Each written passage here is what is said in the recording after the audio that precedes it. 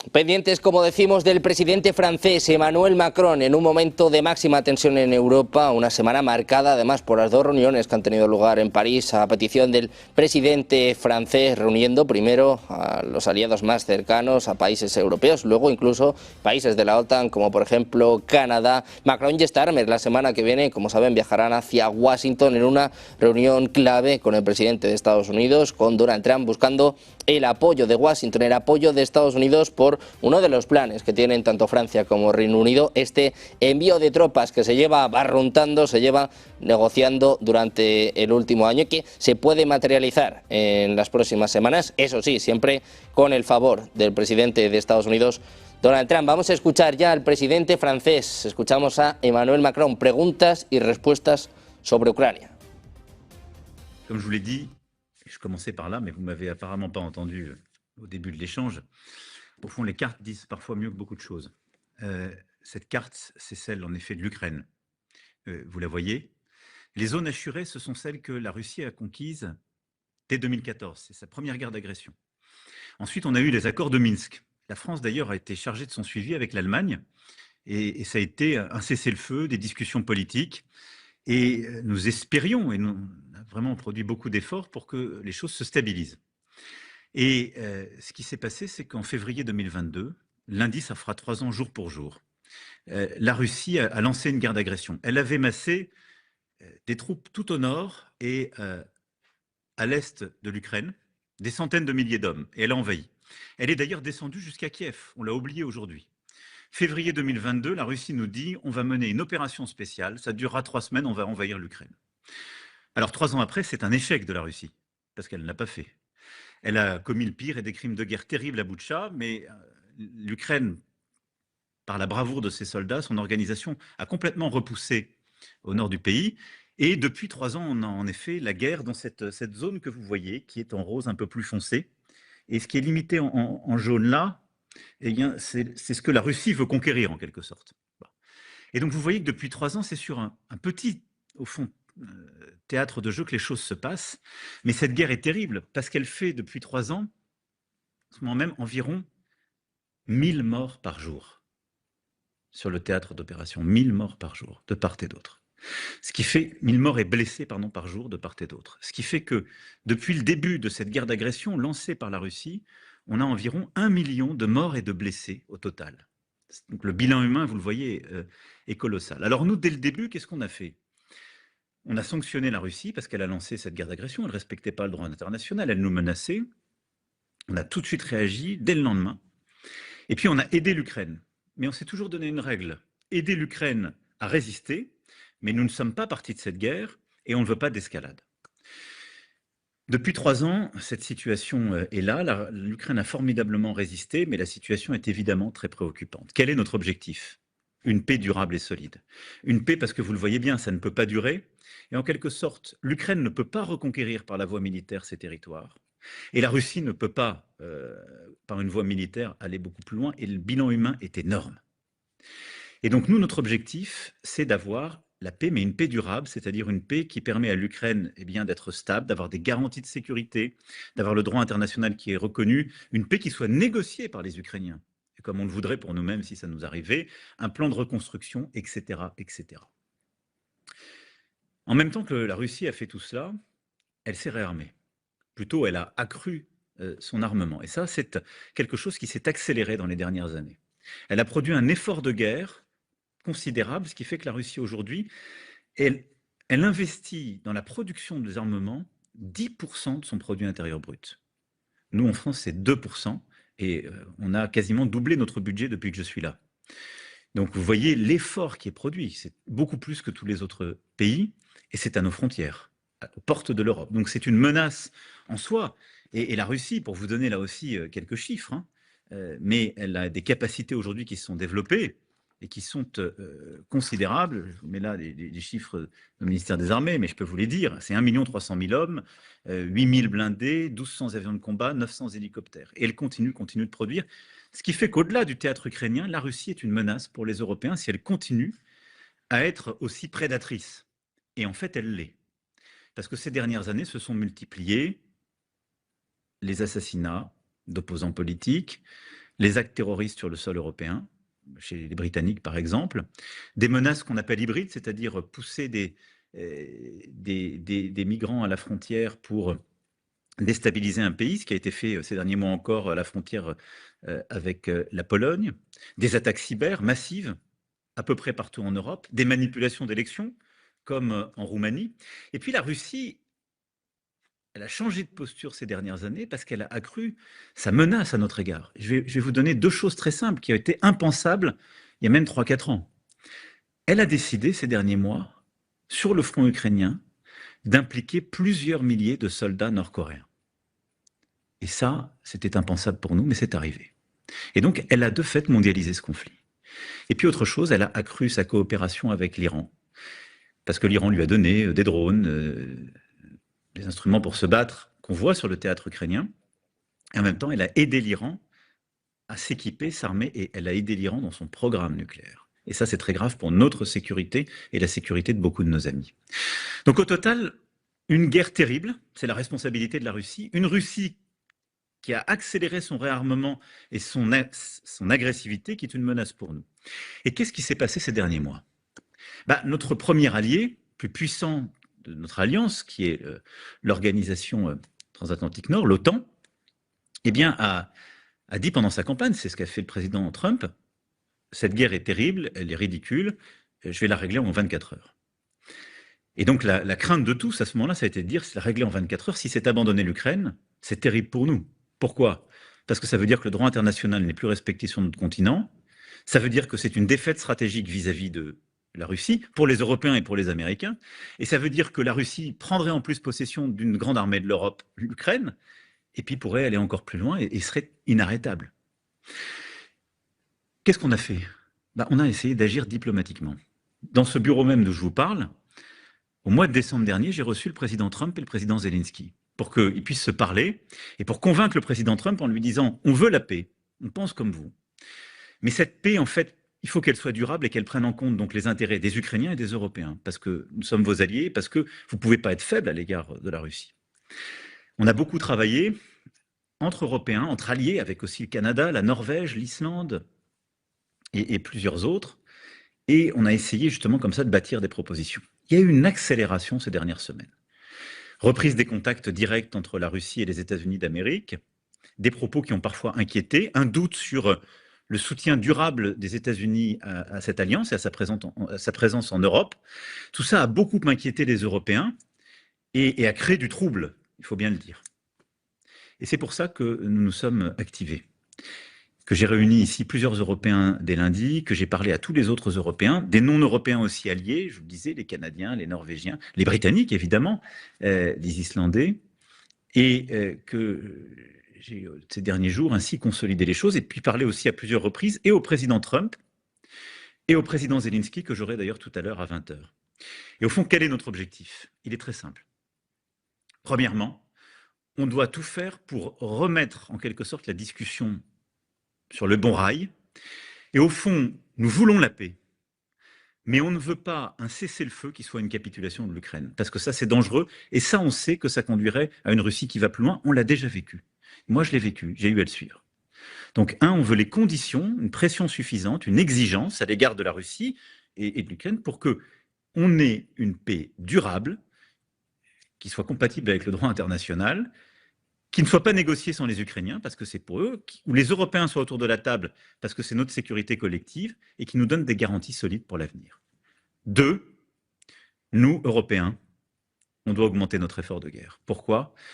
Parce qu'il y a du doute, il y a du trouble, parce qu'on a cette situation d'accélération et de la menace russe, et puis on a aussi des États-Unis d'Amérique qui nous disent, et il faut l'entendre, on a trop payé pour vous, on veut que vous preniez plus votre part du fardeau, et nous, on a aussi d'autres priorités géostratégiques, la Chine et ailleurs.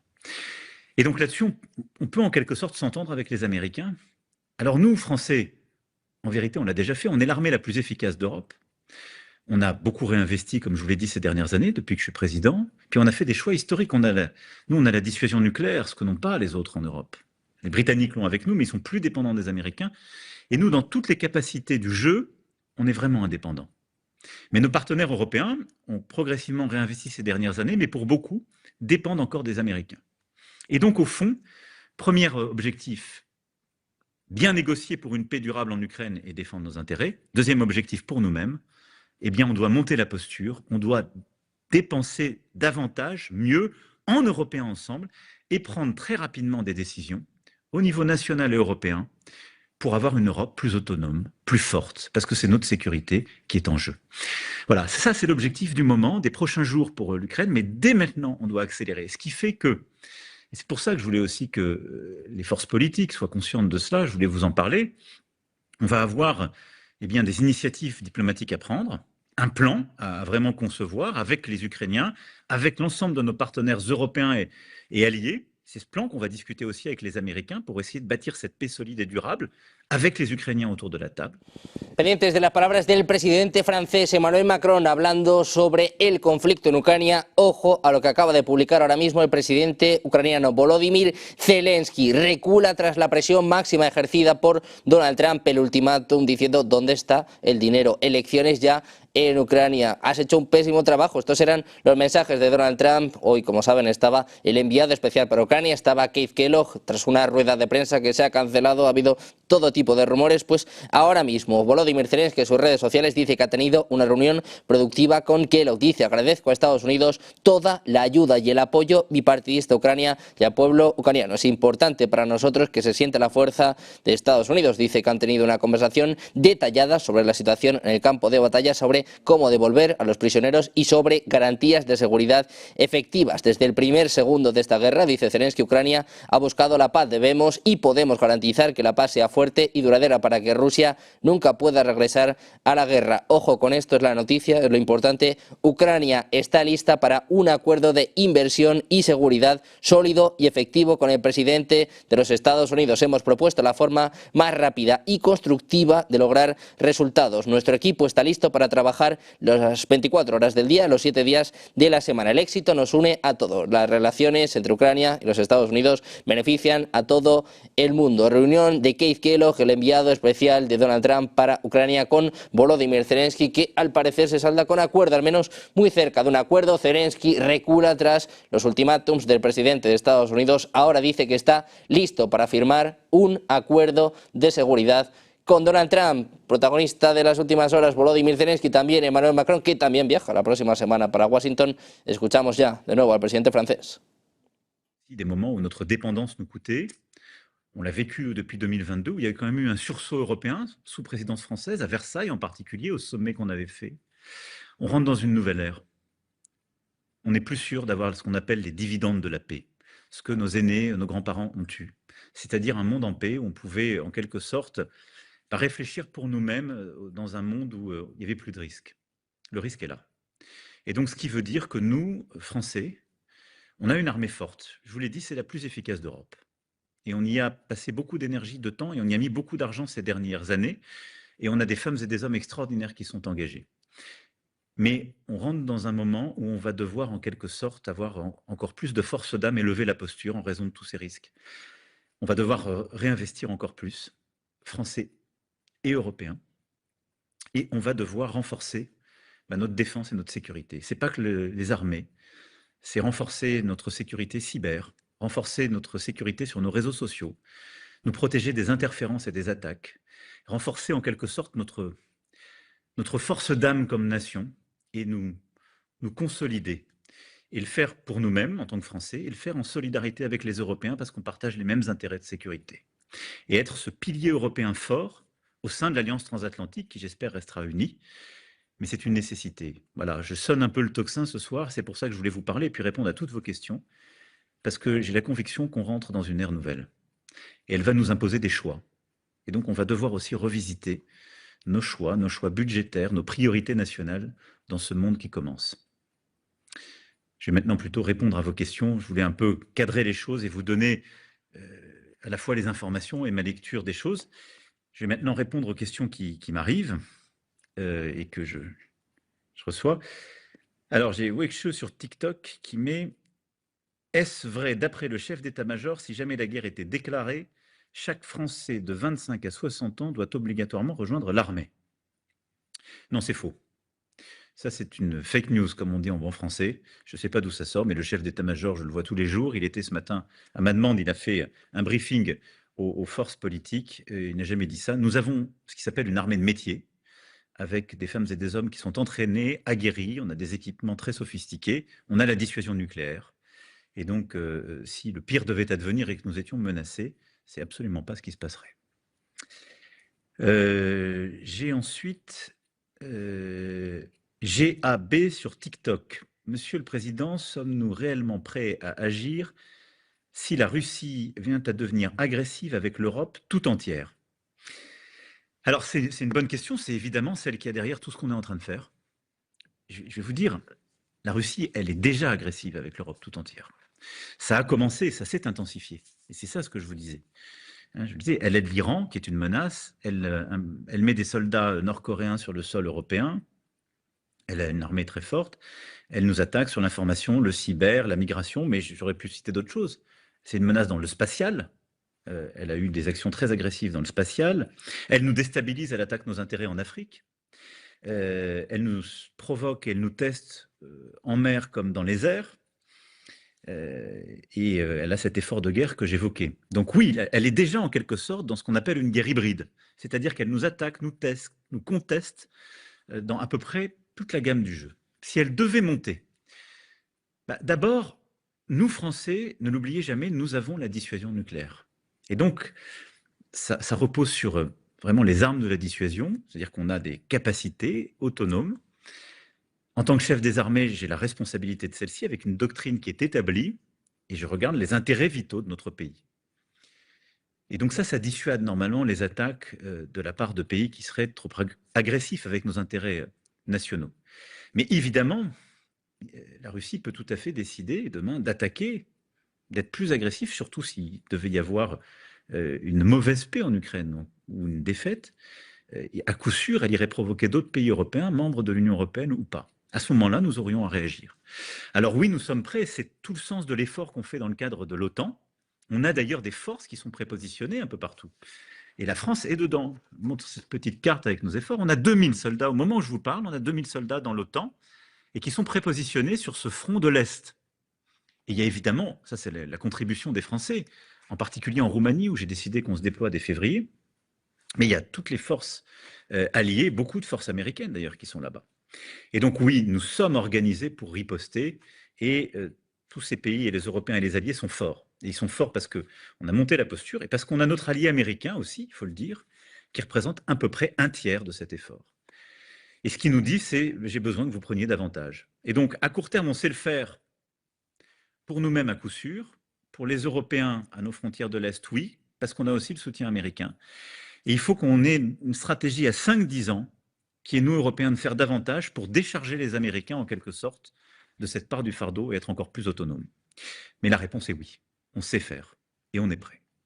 Mais on veut tout faire aujourd'hui pour éviter, c'est tout le sens de la dissuasion. J'ai dvg.zslupvvs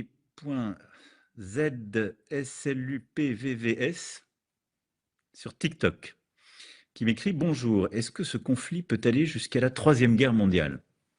Je me méfie toujours des grands mots. En vrai, on a un conflit en Ukraine dans lequel les Russes, de fait, ont décidé de mondialiser les choses. Quand les Russes se battent avec du matériel iranien, qu'ils utilisent ce qu'on appelle des matériaux duaux, c'est-à-dire ils achètent des choses civiles, pas militaires, aux Chinois, puis ils les convertissent pour en faire des armes, et qui mettent des soldats nord-coréens en Ukraine, ben je vais vous répondre, les Russes, ils ont mondialisé la guerre en Ukraine. Donc, est-ce que ça se limitera à ce théâtre? Il faut l'espérer, c'est pourquoi je soutiens, moi, l'initiative d'avoir la paix en Ukraine. On est d'accord avec le président Trump. Il faut la paix en Ukraine. Simplement, on ne veut pas que cette paix soit une capitulation, on ne veut pas que cette paix soit simplement un cessez-le-feu qui ne serait pas respecté, on le sait, parce qu'elle renforcerait la Russie dans son agressivité et qu'elle sacrifierait le peuple ukrainien. Mais de fait, la Russie a mondialisé ce conflit et maintenant, on veut l'arrêter. J'ai Novus Sordo sur YouTube qui met « Monsieur Macron, allez-vous sacrifier des générations, la jeunesse européenne, en envoyant des troupes pour la souveraineté ukrainienne ?» Écoutez, on n'a jamais voulu mourir pour les Poldev par chez nous, souvenez-vous. Hein, Simplement, les gens qui disaient ça après, qu'est-ce qu'ils ont fait? Ils ont laissé des puissances s'étendre et faire le deuxième conflit mondial. Donc non, j'ai aucune envie de sacrifier des générations. Mais moi, je veux être plus fort, plus dissuasif, être en termes de sécurité et de défense encore plus près pour éviter la guerre. Aujourd'hui, celui qui a décidé de sacrifier des générations de Russes et d'Ukrainiens, c'est Vladimir Poutine, par l'agression qu'il a lancée en février 2022. Et il en a de fait sacrifié déjà 1 million, et c'est 1 million de familles, et c'est terrible. Donc aujourd'hui, nous, notre intention, c'est qu'il y ait la paix. Et nous, depuis le début, nous n'avons jamais été dans l'escalade et on n'a jamais impliqué notre jeunesse dans ce conflit, ni nos armées. Mais pour qu'il y ait une paix, il faut qu'il y ait des garanties. Et donc ça veut dire que les Européens, les Américains, leurs alliés, doivent aussi dissuader la Russie de revenir et de reconquérir. S'il n'y a pas cette dissuasion, la Russie ne respectera pas sa parole. C'est ce qu'on a déjà vécu après 2014 et ce qu'on a appelé les accords de Minsk I puis II, après la première guerre d'agression en Ukraine. C'est ce qu'on constate par la pression russe qui est mise en Géorgie. C'est ce qu'on constate partout où est la Russie. Donc, mon objectif, c'est d'éviter justement un tel sacrifice, c'est d'éviter la guerre en étant engagé, en négociant une paix durable et donc en dissuadant la Russie d'aller plus loin. Si nous sommes faibles avec la Russie en lui concédant les choses, si nous ne nous réarmons pas et n'augmentons pas notre capacité à résister, alors nous aurons sacrifié notre jeunesse ou la génération d'après à coup sûr. J'ai 4 Travel sur TikTok, c'est un peu dans la droite ligne qui met « Monsieur le Président, la France envisage-t-elle un engagement militaire plus direct en Ukraine ?» Aujourd'hui, on équipe, on fournit des armes, on fournit des avions, on entraîne, etc. Mais comme vous le savez, nous ne sommes pas engagés. On n'a pas de combattants. Et aujourd'hui, nous ne comptons pas envoyer de combattants en Ukraine. On compte plutôt essayer de trouver cette négociation et de prendre le président Poutine au mot, revenez à la table des discussions, négocier une vraie paix durable. Par contre, ce que nous n'excluons pas, mais dans un cadre planifié, avec nos alliés, c'est de pouvoir avoir des forces qui, une fois la paix négociée, pourraient contribuer à garantir la sécurité de l'Ukraine. Et ça, ce sont des forces qui seraient là, comme on a pu le connaître par le passé, dans d'autres territoires après des guerres, qui sont là pour signer une présence, et en quelque sorte dire des puissances qui sont membres de l'OTAN, sont là et garantissent la sécurité dans un territoire qui n'est plus une zone de conflit. Et donc, ça n'est pas nous mettre à risque, mais c'est signer une solidarité. C'est encore trop tôt ici pour donner des détails. On en a beaucoup parlé avec les Britanniques, avec d'autres pays. C'est une partie des discussions qu'on a entre Européens. Parce qu'évidemment, pour garantir la sécurité ensuite des Ukrainiens, il faudra que l'ensemble des alliés soient là pour éviter, comme je vous l'ai dit, que la Russie sinon ne recommence, parce qu'elle recommencera. C'est ce qu'elle a toujours fait ces dernières années. Donc pas de chèque en blanc. Mais il y a plusieurs modalités, on pourra y revenir s'il y a des questions là-dessus, mais on n'est pas aujourd'hui, en tout cas dans la situation, je n'ai pas décidé demain d'envoyer des troupes en Ukraine, non. Et ce qu'on envisage plutôt, c'est d'envoyer des forces pour garantir la paix une fois qu'elle sera négociée et signée. Alors j'ai beaucoup de questions qui arrivent, je vais regarder. J'ai Paya sur TikTok qui met « Vive la France », c'est pas une question, mais il a raison, vive la France. J'ai Hervé Montblanc sur YouTube qui met « Est-ce qu'on va rétablir le service militaire en France ?» Comme vous le savez, moi j'ai ce projet de service national universel qui n'est pas le service militaire, mais qui permet à une génération de progressivement entrer. On est dans la phase encore d'expérimentation. Mais je vais vous dire, bon, le service militaire aujourd'hui est suspendu dans nos textes. Nous sommes une armée donc professionnelle, une armée de métier. Aujourd'hui, notre priorité, c'est plutôt la sécurité du territoire français, de nos alliés, ses déploiements. Rétablir le service militaire du jour au lendemain serait une charge énorme pour nos armées, parce que ce sont nos armées qui contribuent à cette formation. Donc, est-ce que c'est la solution miracle ?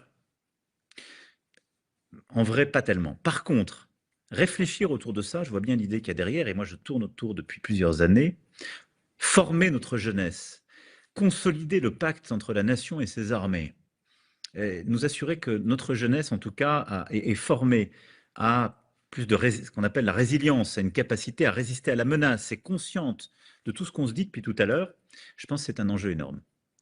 Et donc j'ai demandé, en début d'année, enfin il y a quelques semaines, au ministre des Armées, au chef d'état-major des Armées, et aussi au secrétaire général à la Défense et à la Sécurité nationale, de me faire des propositions pour un peu changer les choses compte tenu de cette nouvelle ère dans laquelle nous sommes et que je décrivais tout à l'heure pour qu'on puisse répondre à la menace. Et donc je pense qu'on va devoir inventer quelque chose collectivement qui fasse consensus dans la nation, mais qui permet eh bien, à notre jeunesse, mais aussi au fond à toute la nation, d'être plus résistante face à ces menaces.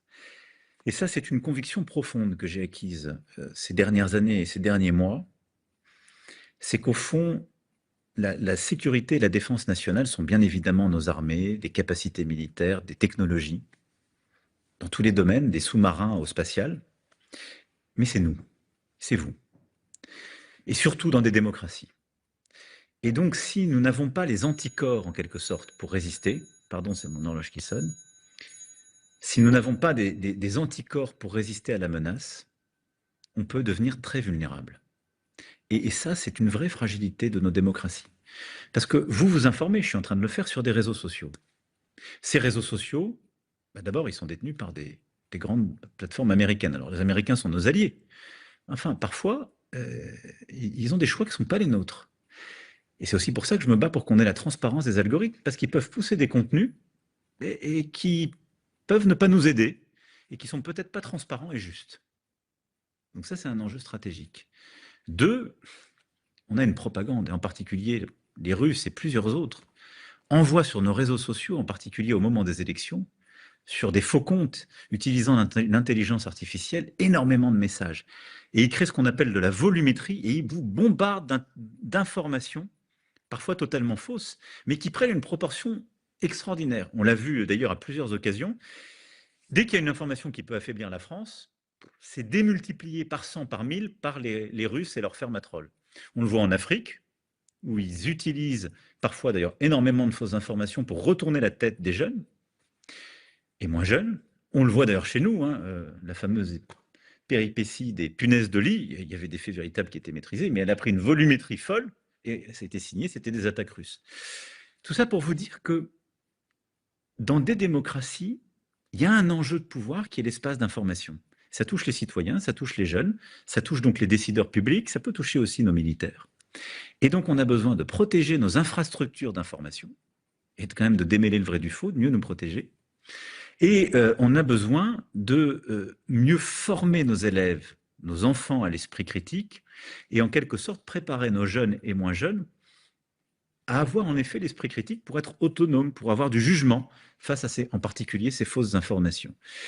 Je prends cet exemple pour vous montrer qu'il y a tout un champ qui relève du civil, mais qui est essentiel et qui fait partie de ce qu'on appelle la guerre hybride. Et donc c'est pour ça qu'on doit aussi former. Et donc dans cette ère nouvelle dans laquelle on rentre, on va devoir faire des choix pour nos armées, nos équipements, mais on va aussi faire des choix pour renforcer notre protection cyber, pour nos hôpitaux, nos universités, nos entreprises, et puis pour nous former à cette menace, nous éduquer, nous protéger. Je continue. J'ai Bise, un M95 sur TikTok. Est-ce que l'Europe serait capable de s'entendre à créer une armée commune? Alors aujourd'hui, ce n'est pas dans les compétences de l'Europe, mais moi je souhaite que l'Europe s'entende, je pousse ça depuis maintenant près de 8 ans, à créer des capacités communes et en tout cas une vraie base industrielle et technologique de défense commune. Une armée commune, en fait, peut-être ça doit être l'objectif. Des capacités communes d'intervention, peut-être, mais aujourd'hui on a des cultures d'intervention et on a des systèmes politiques qui sont très différents. La France, par exemple, comme je vous le disais, elle a l'arme nucléaire, c'est une décision du chef de l'État.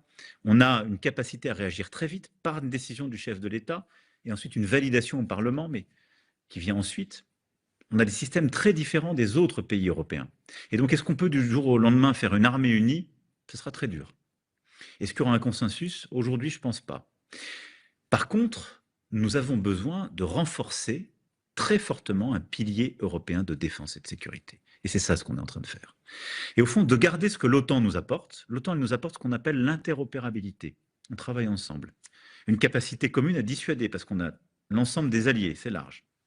Mais en européen, on doit travailler ensemble pour avoir des grands programmes et donc faire de la recherche et de l'innovation de défense, avoir des industries et passer des commandes ensemble pour nos armées. Si on fait ça déjà, ce sera un bond en avant historique qu'on n'a pas fait depuis 70 ans. Et c'est ce pourquoi je me bats depuis 7 ans. On a eu un premier sursaut avec des décisions, on a fait un fonds européen de défense, on a décidé d'investir plus, on a mis des programmes en place ces dernières années, ça a été clé pour aider l'Ukraine. On a lancé encore plus de programmes, mais mon objectif, c'est que dans les prochaines semaines, on décide d'un financement européen commun, massif, pour acheter et produire beaucoup plus. Et je dis bien acheter et produire. Parce que si on achète plus, mais qu'on achète américain uniquement, ce qui est souvent le réflexe de beaucoup de pays d'Europe, ben en vérité, on n'accroît pas notre autonomie. Parce qu'on dépend de matériel où l'interrupteur est dans la main des Américains. Si demain on n'est plus d'accord sur tel ou tel théâtre d'opération, on sera bloqué. Si demain les Américains nous disent ma priorité est en Chine et redéploient tous ces équipements en Chine, on sera fichu. Et ça, c'est le réveil que je vois, je suis honnête, depuis 3-4 ans, très fort, et surtout ces derniers mois, chez plusieurs partenaires européens. Ils se rendent compte qu'en fait, il faut garder l'allié américain avec nous. On le souhaite tous, mais on a besoin d'une plus grande autonomie, indépendance des Européens. Et donc ça, ce que l'Europe doit nous apporter, au fond, c'est ce qu'on appelle une base industrielle et technologique de défense européenne. C'est ça ce pourquoi on se bat. Et donc, il faut créer des champions européens qui vont nous permettre d'être autonomes, c'est-à-dire dans tous les segments de la guerre, pour votre défense solaire, pour vos munitions, pour vos chars, pour vos avions de combat, pour vos satellites, etc. Il faut toujours qu'il y ait une solution européenne. Et il faut que les Européens, il faut que cette solution elle soit compétitive, il faut qu'elle soit parmi les meilleurs produits au monde, et il faut que les Européens l'achètent. Voilà. À chaque fois que les Européens achètent non européens, quelque part, ils réduisent leur autonomie. C'est ça notre objectif. C'est ça ce qu'on doit faire. Si on fait ça et qu'on accroît nos dépenses, alors à horizon 5-10 ans, on peut être beaucoup plus autonome et beaucoup plus sûr de nous. J'ai Cyril sur YouTube qui met pourquoi ne pas faire un emprunt européen pour avoir un budget de la défense à hauteur de nos besoins. Et Cyril a tout à fait raison. C'est exactement ce qu'il faut faire. Et nous, on va pousser pour ça. Alors, il y aura un débat, il faut discuter. Mais en vrai, je vous l'ai dit, je m'en souviens comme si c'était hier, malheureusement. Mars 2020, je vous disais, on est en guerre contre le virus. Una Rusia totalmente reforzada, rearmada, nos decía el presidente de la República Francesa, Emmanuel Macron, en este mensaje que está dando en este momento a los ciudadanos. El rearme de Rusia, esto es lo que más le ha preocupado. Luego ha dicho también la internacionalización del conflicto por parte de Rusia.